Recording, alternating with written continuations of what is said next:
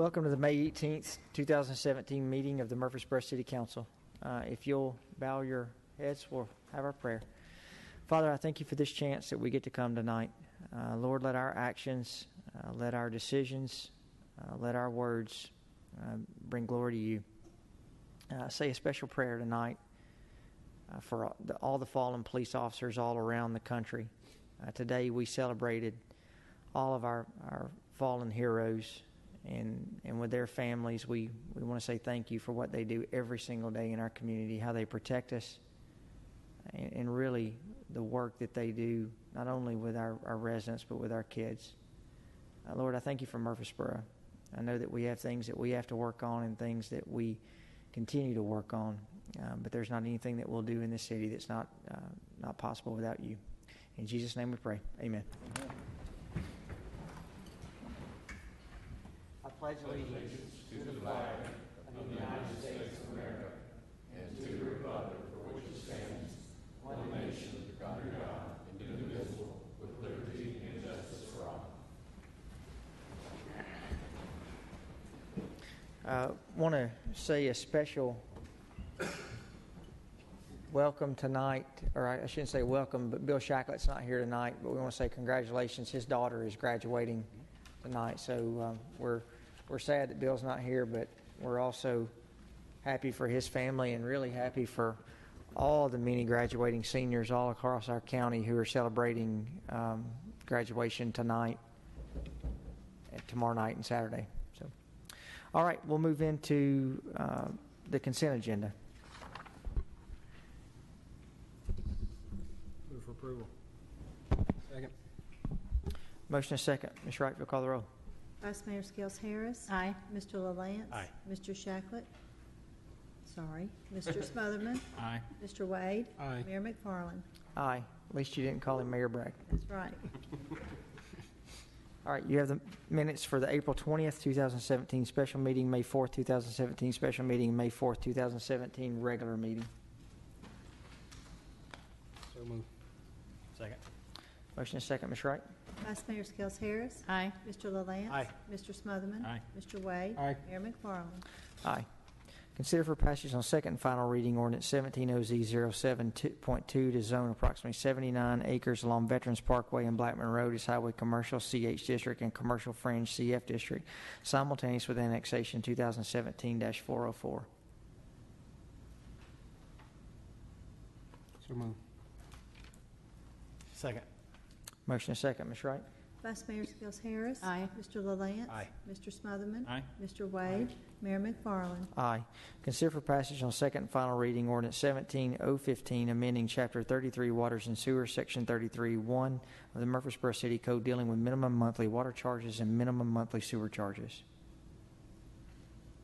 Move for passage. Second. Motion is second. Ms. Wright? Vice Mayor Skels Harris. Aye. Mr. LaLance. Aye. Mr. Smotherman. Aye. Mr. Wade. Aye. Mayor McFarland. Aye. We have a letter from the City Recorder, Finance Director regarding fiscal year budget amendment ordinance, from the fiscal year budget amendment. Mayor, the requested amendment is to clean up some things that we're trying to prepare for through the end of June 30, just to make sure that we're covered in our budget. We may or may not need all of those monies, but some things are just unknown, like for risk management, for example. We don't know what kind of claims will come in. We're just trying to be prepared. So most of that is either housekeeping for things you already know about, or just trying to be prepared through June 30. Move for approval. Second. Motion is second. Ms. Wright? Vice Mayor Skels Harris. Aye. Mr. LaLance. Aye. Mr. Smotherman. Aye. Mr. Wade. Aye. Mayor McFarland. Aye. Consider for approval or renewal or certificate of compliance for a retail liquor store for Andy Patel at Meadows Liquors, 4205B Manson Pike. Mayor, this is where the store is trying to meet the 2-year requirement by ABC with the state of Tennessee, and the application meets our requirements, and we recommend approval. Move for approval. Second. Ms. Wright? Vice Mayor Skels Harris. Aye. Mr. LaLance. Aye. Mr. Smotherman. Aye. Mr. Wade. Aye. Mayor McFarland. Aye. Pursuant to Resolution 17R-PH12 adopted by the City Council on April 13, 2017, will conduct a public hearing and consider rezoning approximately 4.8 acres along Kings Highway and Bridge Avenue from Single Family Residential 8 RS8 District to Duplex Residential RD District, approximately 1 acre from Highway Commercial CH District to Duplex Residential RD District, approximately 0.5 acres, and from Heavy Industrial HI District to Light Industrial LI District, approximately 3.3 acres. Sword of the Lord Foundation applicant 2017-405. Notice of the said public hearing was published in the May 1st, 2017 issue of a local newspaper. Thank you, Mayor McFarland. Our first public hearing tonight, as you mentioned, is for the Sword of the Lord property located on Bridge Avenue and Kings Highway. Sword of the Lord came to us several months ago and said that they're in need for additional housing for their employees, and they own quite a few properties surrounding their property. So you'll see the area in blue. 4 of those 5 blue parcels that are currently zoned RS8 are owned by the Sword of the Lord, and both of the orange-colored parcels zoned CH are owned by Sword of the Lord. The purple area is their main facility, and it's currently zoned heavy industrial. So they came to us and said they wanted to build several duplexes. Well, at first they wanted to build 1 duplex and possibly additional duplexes later on, and so they asked what would need to be done in order to implement that. And so we discussed rezoning of the property, and so they have made a request to rezone the 5 parcels that are in blue, or the 4 parcels that they own in blue, to RD, residential duplex zone, and the property that's zoned commercial highway, they're requesting to zone that to residential duplex as well. One of the 5 parcels shaded in blue is owned by a Mr. Barrett, and Mr. Barrett did not speak at the Planning Commission public hearing.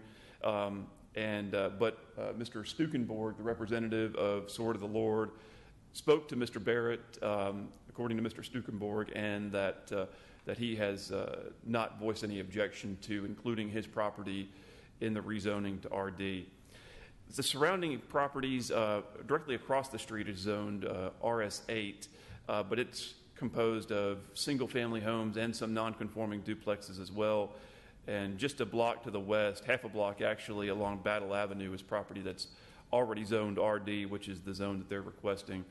Directly to the north of the subject property is the Midtown Estates apartment complex, which is zoned RM16 multifamily. The property that is colored in purple, as I mentioned, is their main facility, which houses their bookstore, their printing facilities, as well as their offices. And all those uses would be allowed in the light industrial zone. And as kind of a good faith show to the neighborhood, they're requesting a down zone of that property from heavy industrial to light industrial.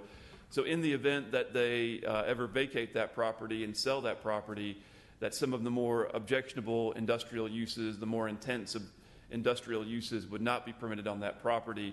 So they're requesting to down zone that to light industrial, which will still permit their existing uses on the property. With that being said, I'll be happy to answer any questions with regard to this public hearing. The Planning Commission did recommend approval unanimously, and Mr. Charles Stukenborg with Sword of the Lord is here to answer any questions if you have any.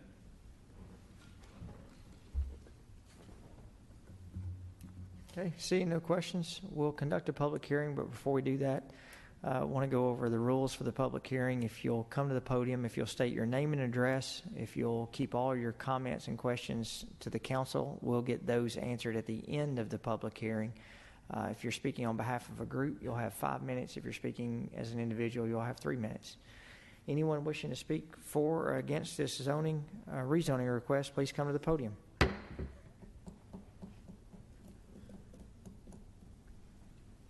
Seeing none, we'll close the public hearing and we'll consider for passage on first reading ordinance 17-OZ-12 to rezone an area along Kings Highway and Bridge Avenue to duplex residential RD district and light industrial LI district.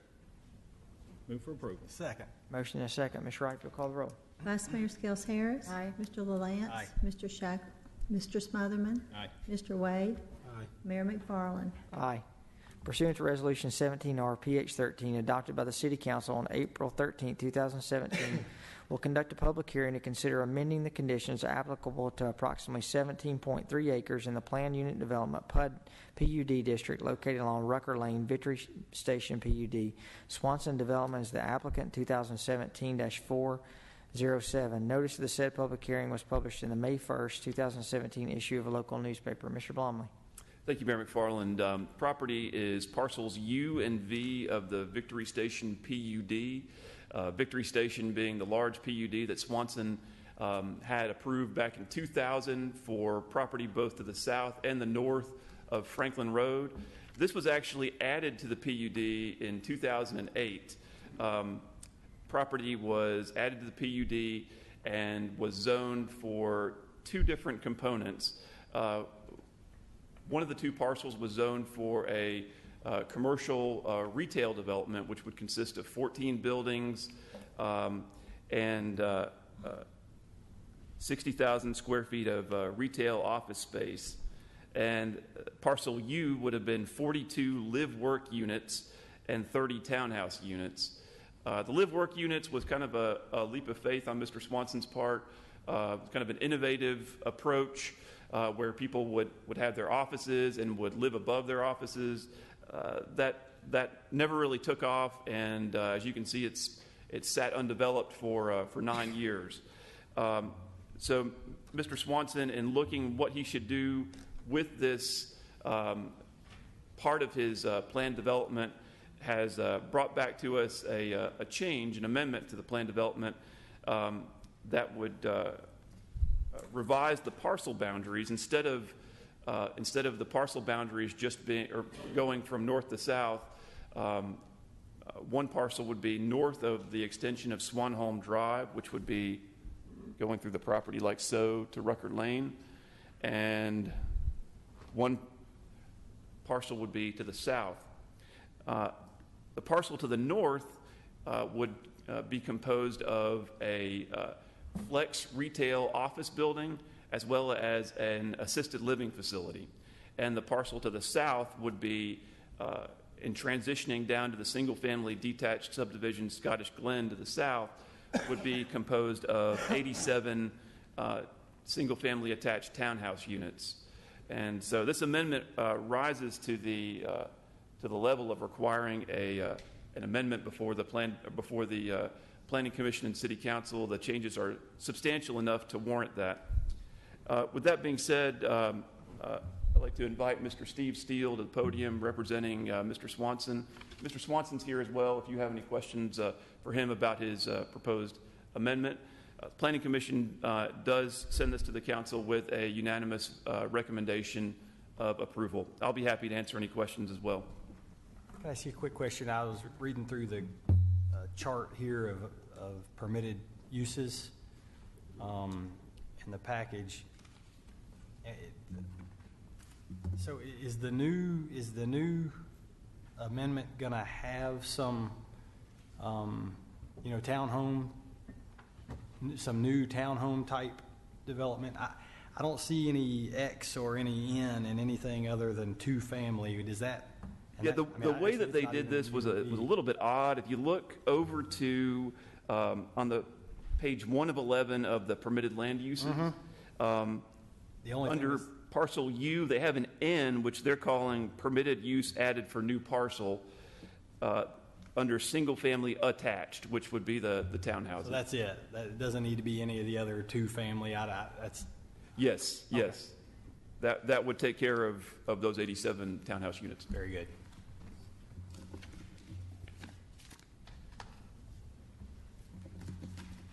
Good. Thank you, Matthew, Mayor McFarland, ladies and gentlemen.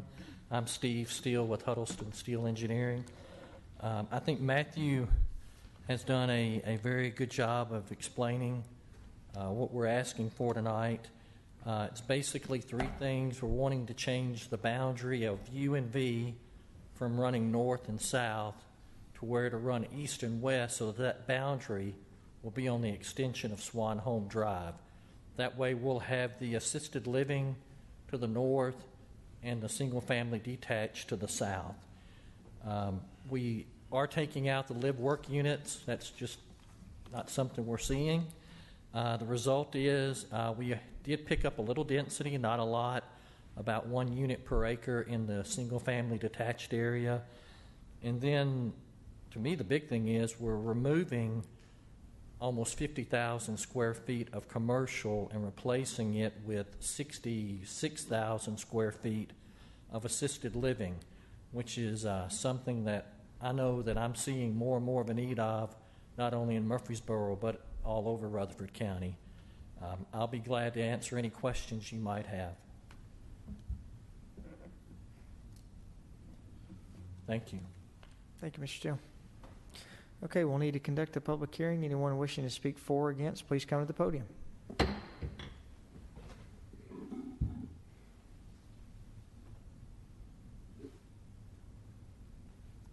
All right, seeing none, we'll close the public hearing. We'll consider for passage on first reading ordinance 17 OZ13 to amend conditions applicable to approximately 17.3 acres in the planned unit development PUD district located along Rucker Lane Victory Station PUD. Move for approval. Second. Motion and a second. Ms. Wright, will call the roll.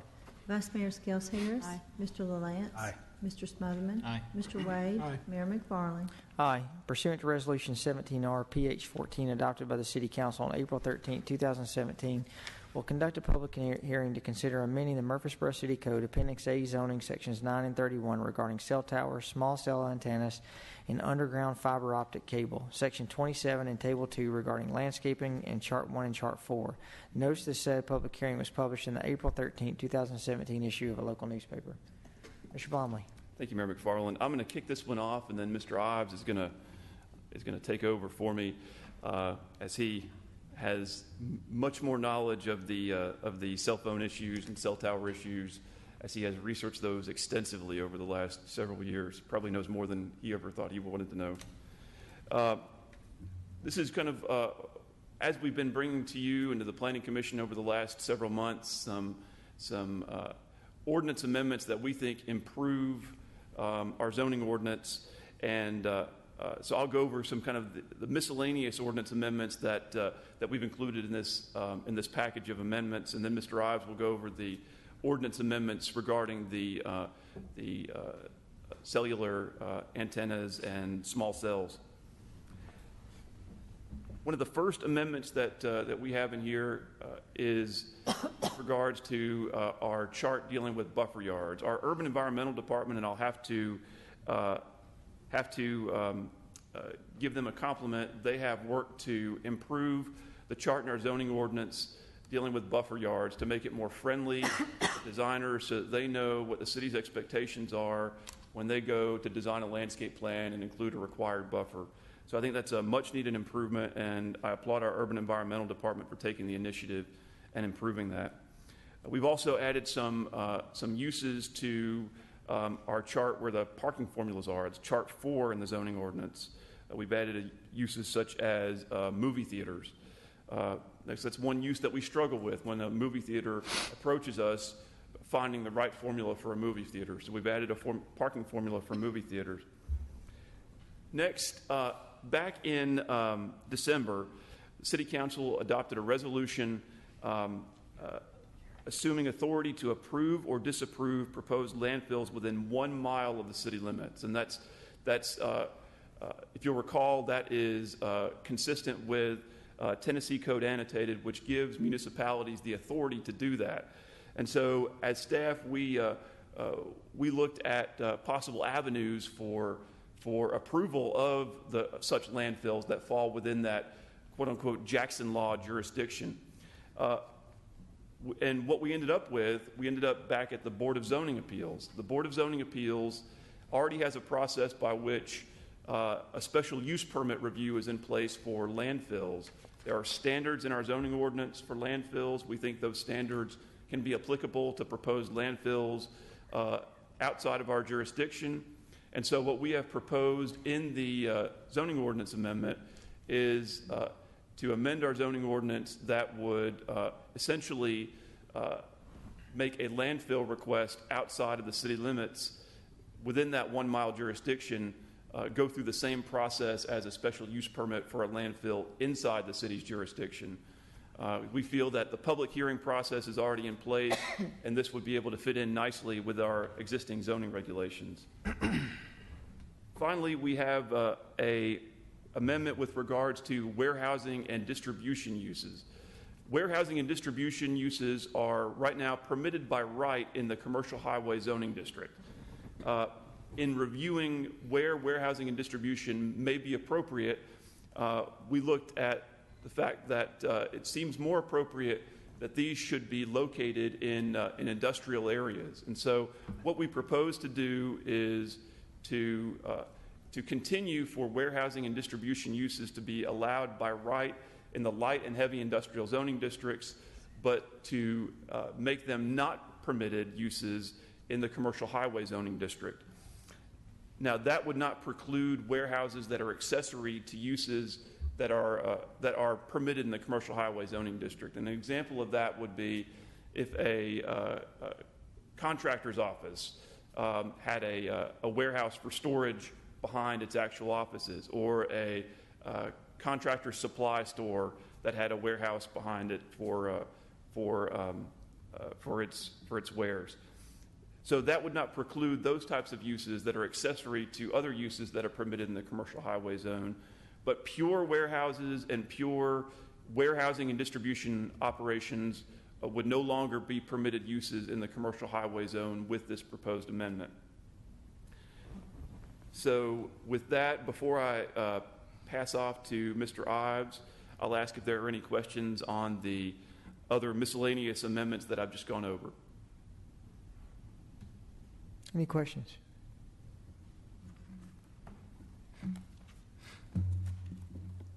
Mr. Ives? Matthew, regarding the cell towers, we took the unusual step here of having over a full page of introductory comments.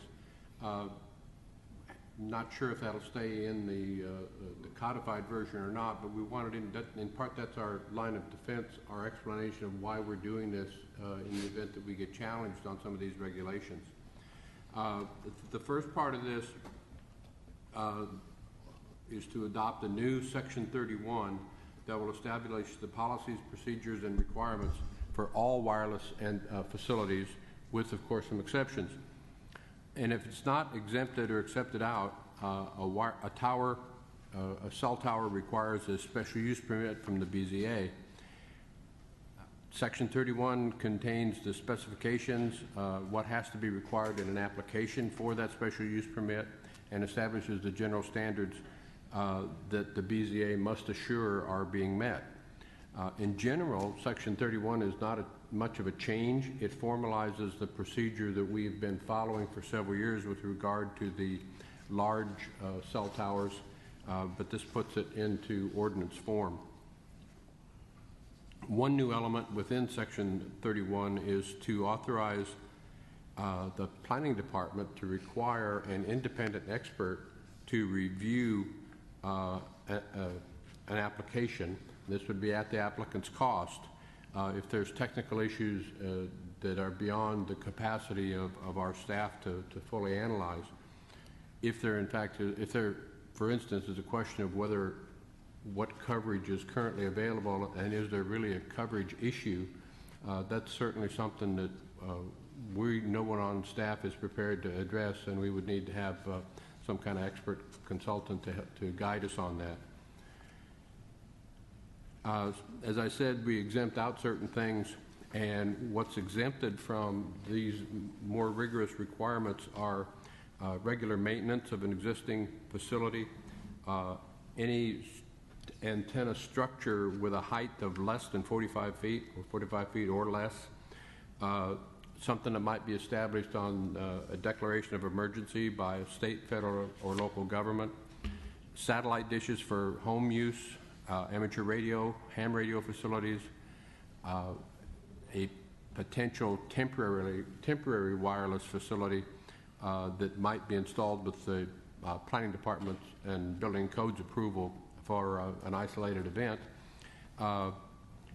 What's called an eligible facilities request, which is a co-location or replacement of an existing antenna. Under federal law, they are allowed to do that without the going through the BZA. And finally, we're exempting small cell facilities, and that's a defined term in here, but it's exempted unless it's an application to go into an institutional group assembly use. We expect that generally there will not be small cells, no need for small cells in residential areas. However, as you know, we have some large institutions, churches, clubs, and schools that are in residential zones, and it may be appropriate in one of those, but because it's residential, we want that to go to BZA. And the small cell facility for a non-residential zone, any of the office or commercial industrial zones, would be a planning staff, a staff approval, if it meets the conditions that are included here. If it doesn't meet those conditions, then it would require going to the BZA.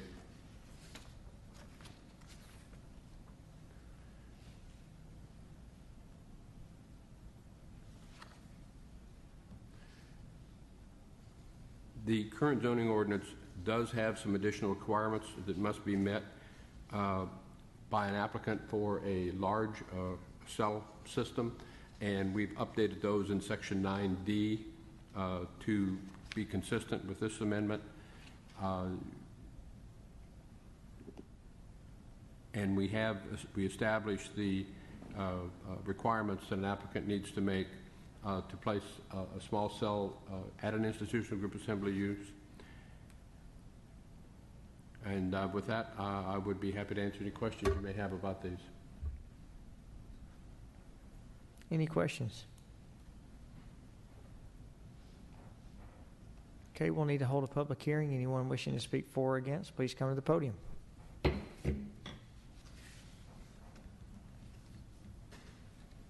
Seeing none, we'll close the public hearing. We'll consider for passage on first reading ordinance 17-014 to amend Murfreesboro City Code Appendix A zoning sections 9 and 31 regarding cell towers, small cell antennas, and underground fiber optic cable, section 27 and table 2 regarding landscaping, and chart 1 and chart 4.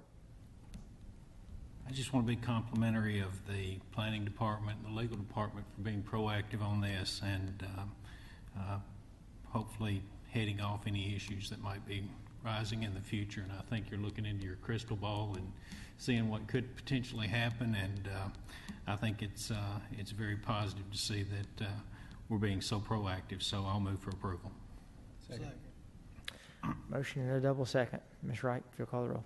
Vice Mayor Skels Harris. Aye. Mr. LaLance. Aye. Mr. Smotherman. Aye. Mr. Wade. Aye. Mayor McFarland.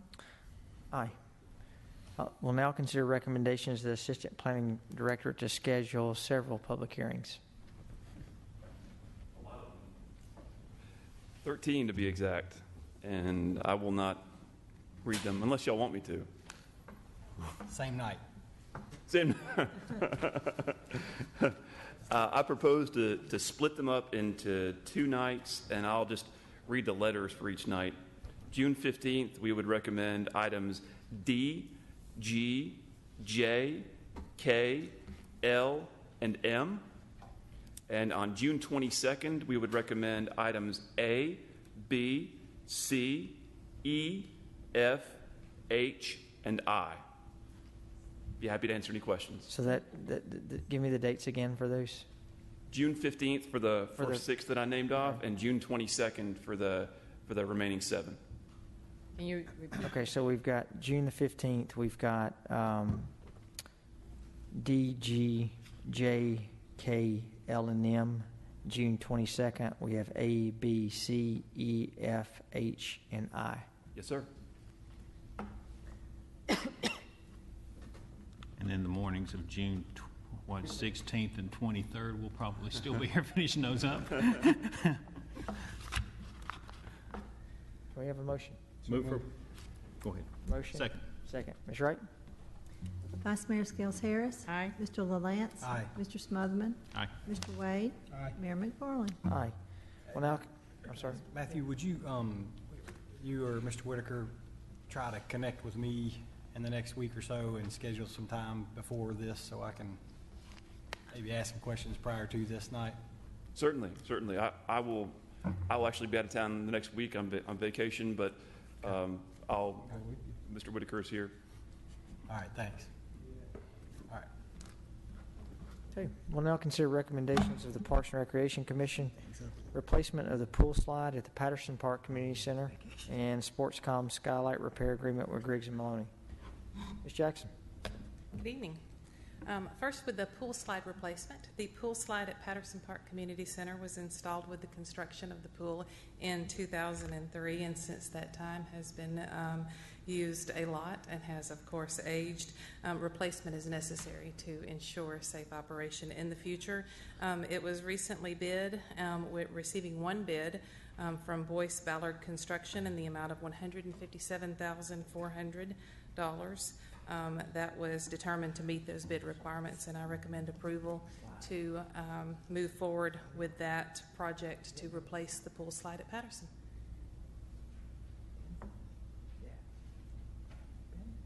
Big slide.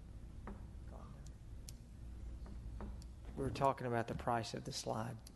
That's Is that what I was saying. reasonable? It's a big slide. It is a triple loop water slide with a lot of features included. It will have to be in the rebuilding. We'll have to remove glass panels there on the front side of the pool. It will be a significant replacement project. Yes, sir. I move for approval. Second. Motion and second. Ms. Wright? Vice Mayor Skels Harris. Aye. Mr. LaLance. Aye. Mr. Smotherman. Aye. Mr. Wade. Aye. Mayor McFarland. Aye. Now we have the Sportscom skylight agreement with Griggs and Maloney. Yes, sir. The skylight at Sportscom, which is upstairs and is original to the building's construction from 1987, is leaking during rain events, and it has been determined that a structurally engineered solution is necessary in order to make those repairs. The proposal before you is for $19,500 with Griggs and Maloney to do the design and construction management of those services. A preliminary opinion of cost for the repairs are around $122,000. That will be, of course, determined at a later date.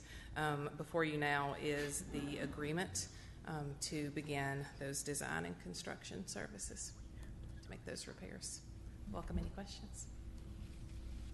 We need a motion for approval? Yeah. Sir. So moved. Second. Ms. Wright, will call the roll. Vice Mayor Skels Harris. Aye. Mr. LaLance. Aye. Mr. Smotherman. Aye. Mr. Wade. Aye. Mayor McFarland. Aye. We'll now consider recommendations of the Parks and Recreation Director and the Transportation Director. A, contract for construction of Phase 4 of the Stones River Greenway. And I think this is a mirage that we're actually talking about this. We are excited to be at this point to recommend construction for Phase 4. The Stones River Greenway extension, Phase 4, is approximately 2 miles of trail. It will connect from our current terminus along Barfield Road to Barfield Crescent Park. It includes a small trailhead near the current terminus there at Barfield Road, a neighborhood trailhead at the Southridge subdivision, a trailhead connecting at the front side of Barfield Crescent Park, as well as 3 different bridge crossings. With TDOT concurrence, we have a recommendation for you for the low bid for that, which is $5,443,200 with Jarrett Builders Incorporated. This project, as I'm sure you know, is funded through federal and local sources, something that we've been working on for quite some time. The remaining federal balance is $3.4 million. The funds will require a 20% local match. After the federal funds are expended, the remaining balance will be funded through the city's capital improvement program. Mr. Kerr and I are available to answer any questions about the project or the funding, and would like a recommendation to move forward with the completion by accepting this bid and contract. What would be the start date? After the bids are approval, because this is a TDOT project, Mr. Kerr might have more information on that. Once we get approvals, we send them back to TDOT. They need to review our CEI contract, material testing contract, and construction contract. Then we can get a notice to proceed for setting a pre-con meeting. Okay. So we're probably looking 30 to 45 days ballpark. And then what's a ballpark completion date? 18 to 24 months, about 2 years. So I'm sorry, I must be missing something, but I couldn't figure it out. The total of 5.4 million, I've got a 3.378 million, I've got an 844, which don't add up to 5.4 million. What was? It does not. The 3.8 million, I'm sorry, 3.3 million is the remaining federal balance. That's the 80/20 money. So that would be the second number before you, the 844,000 would be the city's 20% match, committed to match the federal funds. Both of those, of course, combined don't equal the project funding. So after the federal funds are expended, then the city would be responsible for 100% funding for the remainder of the project. So I just didn't, the letter that we got doesn't tell us how much we're wanting to spend. I don't, what's the total The total bid recommendation for Jarrett Builders is $5,443,200. how much of that's ours? That's what I'm, $2 million. Quick Yeah. math, it would be 5.4 million, and you'd subtract 3.4 million. Yeah. About $2 million. Yeah.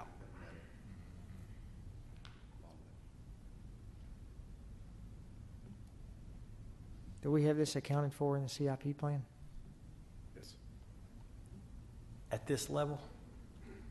It'll be in the CIP you consider coming up here for the next few weeks. It's in the 2017 CIP. At this level. The federal funds we do as a pass-through in our operating budget, so you'll see that reflected in our operating budget. There are some funds in the current appropriations of the CIP, but as you pointed out, there will be additional funds requested in the upcoming.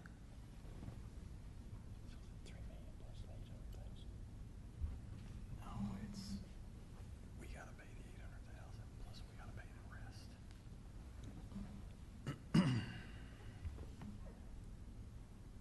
And the rest is gonna be about $2 million, so 2.8 million. No, 2 million even. You know, cause that'll include it. There's that total, they're paying that much. We gotta come up with the rest.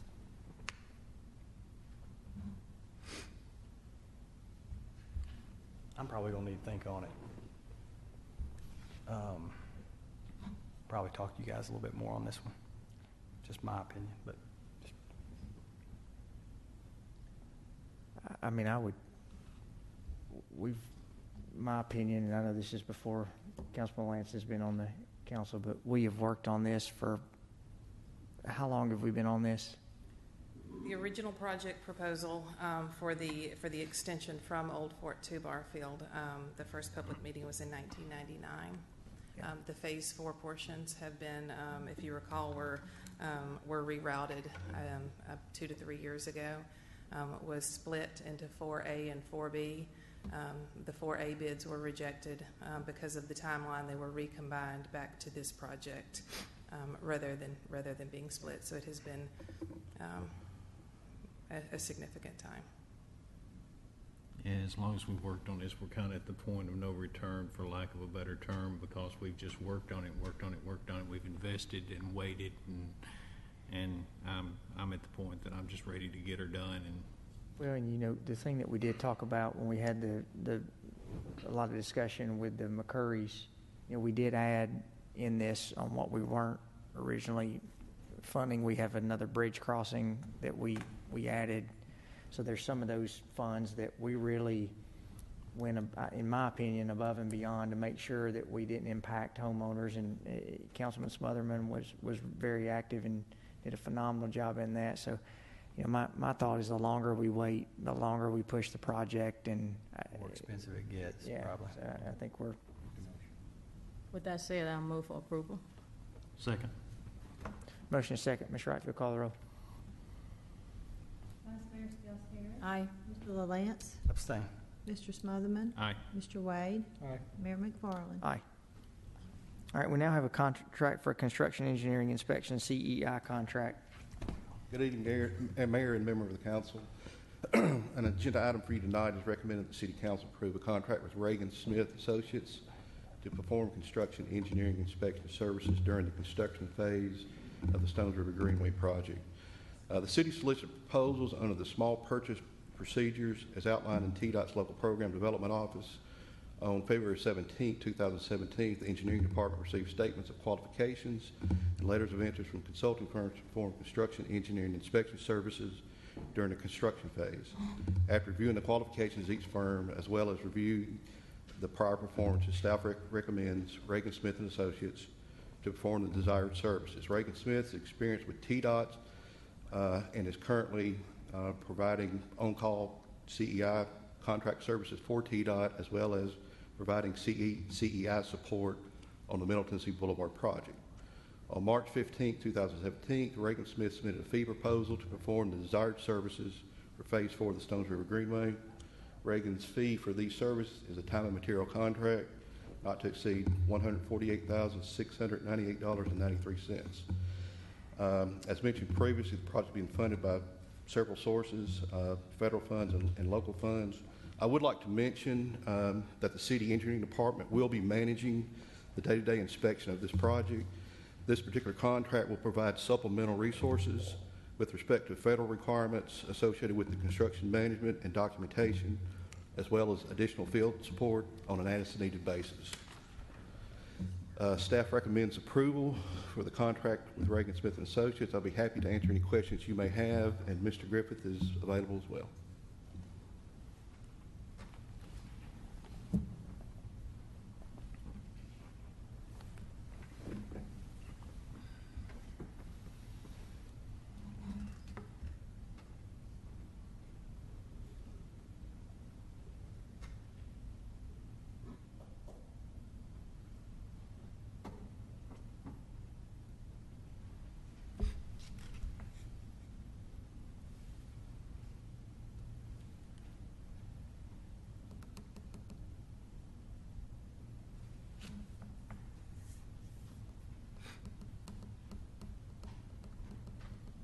We have a motion. Make the motion to approve. A second. Motion is second. Ms. Wright, if you'll call the roll. Vice Mayor Skels Harris. Aye. Mr. LaLance. Aye. Mr. Smotherman. Aye. Mr. Wade. Aye. Mayor McFarland. Aye. We'll now consider a contract for geotechnical observation and material testing contract. Yes, the city solicited proposals under the small purchase procedures as outlined in TDOT's local program development office on February 17th. Engineering department received qualifications and letters of interest from consulting firms. After reviewing the qualifications of each firm and reviewing the performances, staff recommends TTL to perform these desired services. TTL is experienced with TDOT and has performed geotechnical services for the city on several projects, including Middle Tennessee Boulevard. On May 8, 2017, TML submitted a fee proposal to perform the desired services. TTL's fee for these services is a time and materials contract not to exceed $148,278. As mentioned before, the funding is federal and TML funds, and staff would recommend approval of the contract and available to answer any questions you may have. Any questions for Mr. Kerr?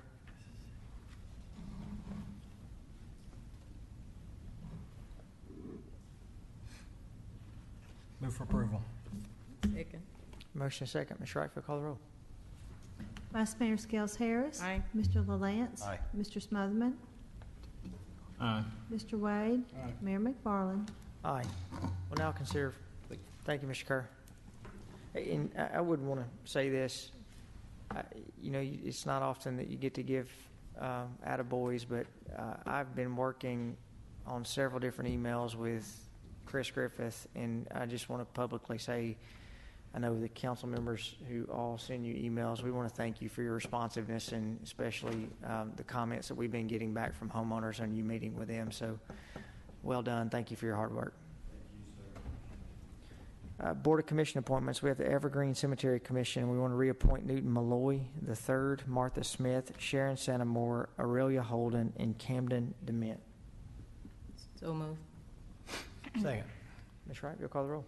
Vice Mayor Skels Harris. Aye. Mr. LaLance. Aye. Mr. Smotherman. Aye. Mr. Wade. Mayor McFarland. Aye. Any beer permits? Yes, Mayor, and we have one item that's something I've never brought to you before. Under our new city code, which was passed last year for the alcoholic beverage section, there was a clause in there that allowed me to issue a beer permit if only the operating name changed, not the location or the ownership or any of those things. And we take the $250 application fee. I cannot refund it without council permission. And we have a situation where we have a business that applied for a new permit. The only thing changing is their operating name. We've talked to codes, and they do not need to do any inspections. So for that reason, we have decided to come to you and ask permission to refund the $250 application fee, since there is not anything we're going to be having to do service-wise to utilize those funds. So that's my first item, is asking, can I refund the Cheddar's Franchise Acquisition LLC the $250 application fee that we will not need? So move. Motion and second. Ms. Wright, if you'll call the roll. Vice Mayor Skels Harris. Aye. Mr. LaLance. Aye. Mr. Smotherman. Aye. Mr. Wade. Mayor McFarland. Aye. Okay. We have a special event permit from the Discovery Center for an event on June the 29th for a fundraiser activity. We also have a special event permit from request from BEP Foundation for an event on June 3rd as a nonprofit fundraiser activity. We have a new location application from Borough Home Partners. This is for a hotel, and that application is complete for background checks, but they do need to finish the building codes inspections. So at this point, everything looks okay to issue that once they finish those inspections, if you approve this tonight. We have a new owner and name change for a location at 2341 Memorial Boulevard. That background check meets our requirements, and we are waiting for them to finish their codes inspections. So we would like to issue that permit once those are complete, if you approve that tonight. And finally, we have an ownership change for business at 436 North Thompson Lane. The background check meets our requirements, and we are waiting for them to finish their building codes inspections before we could issue that permit if you approve it tonight. I'll be glad to try to answer any questions. We are recommending approval. So move. Second. Motion and second. Ms. Wright, you'll call the roll. Vice Mayor Skels Harris. Aye. Mr. LaLance. Aye. Mr. Smotherman. Aye. Mr. Wade. Aye. Mayor McFarland. Aye. Any statements that need to be paid? Not tonight, Mayor. Other business from staff or the city council? I've Mr. got one question. Yes. Sorry, go ahead. I was just gonna ask, where are we on the pay study? Have we gotten our original thing back? It's kind of the mid-May area. Yeah, I have not received it yet. I think it may come in perhaps tomorrow. I'll be getting with the council to set some workshop dates, probably the first week of June, and have a set-aside day to review the results of that. Talked to Mr. Godwin today. He's reaching out to the consultant to see their availability for that, so expect you should probably be getting that in the next week or two. Would you, when you get that, will you forward us, or at least me, a copy of the Oh, absolutely. the raw, the original one, and then let's try to eliminate some of the stuff that we ran into last time, I think, where it kind of went into this zone of, it's here, but what's going on with it? If you just send that to us, that way we can at least have the original, and then we can compare it. I'm sure there'll be some language tweaks and things like that we'll need to do, but. Yeah, I don't have anything yet from that in Okay. terms of the report, but when I get it, I'll send it to you. Okay, thanks. Speaking of workshops, we were going to meet last week, and we had several people who were sick, and I think we were going to talk about the fire station. We were going to talk about the council vacancy. Where are we on, rescheduling a date to do that? We're going to, the council's getting ready to be very busy, so we're going to have to find a date to reschedule that as well. I'll get Ms. Tig to reach out on your calendars because we'll need another workshop for that as well. Okay. Would think that would be a priority, and I think the main thing, we may need to make sure that we all can be there, because it's like tonight, with Bill not here.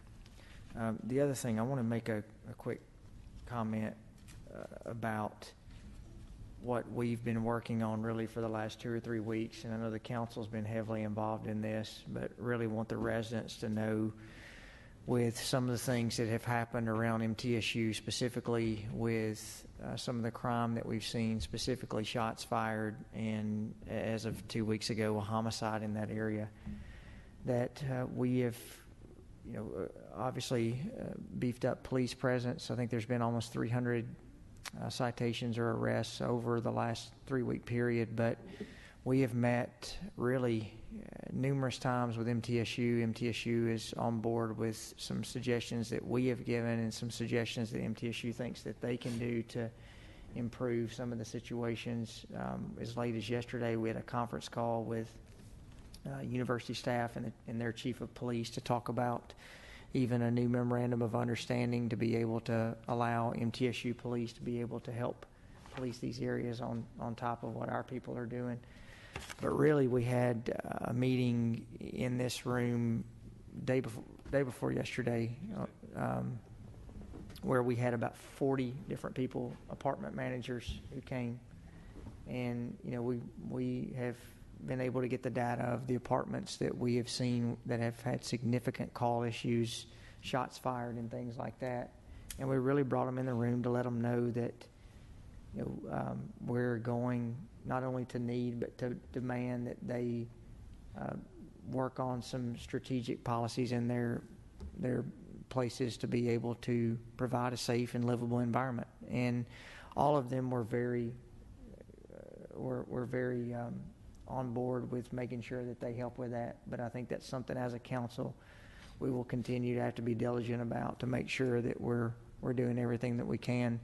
We've had 2 owners contact me over the last 2 days that are coming in. One is coming in from out of state on a meeting. So, I think that although the solution is not here yet, I think we've made some good steps to head in the right direction.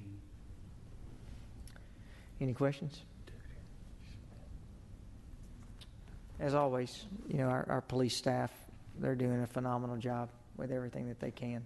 Mayor, and just to follow up on some of the comments you made, we still live in a wonderful, very safe city, and I think that's the one thing that we don't want to overlook. I mean, it's unfortunate we've had a couple murders in the last year, but you compare us to Clarksville, where they've had over 20, and Nashville, where there seems to be one every night. Murfreesboro is still a relatively safe place, and I'm one who gets out and walks the streets of Murfreesboro every night. And there's just no area that I go into that I walk that I feel unsafe. So I know some areas are safer than others, but there's certainly no question that a very strategic plan is in place. The officers are doing everything they possibly can as far as getting out and working the beats and making sure that they're in the places where we know we've got activity going on, and they're doing a phenomenal job of making sure that they're practicing due diligence and making sure that we continue to keep this a safe city. But I do think that despite what you would read in the newspaper, sometimes we're still in a wonderful, a very fortunate and blessed place. So I know in the world of social media, the things can kind of run amok at times, and you'd think that we were a little Chicago or something, and nothing could be further from the truth. So we appreciate the hard work that's going into maintaining our city and keeping us where we are at. You brought up a good point that I should have said, and you couldn't have said any better. If you really take our statistics of what we have seen and you subtract those out, Murfreesboro would virtually have 0 shots fired. Right. And so we have got a great community. It's not anything, I even think around the university we've got a safe community. We just have some opportunities that we're going to address and we'll fix. And I think you're exactly right to get out to the parents who are coming in. You're moving to a safe city, and our residents live in a safe city. So, all right, with that, we'll stand adjourned. Go Preds. That's right.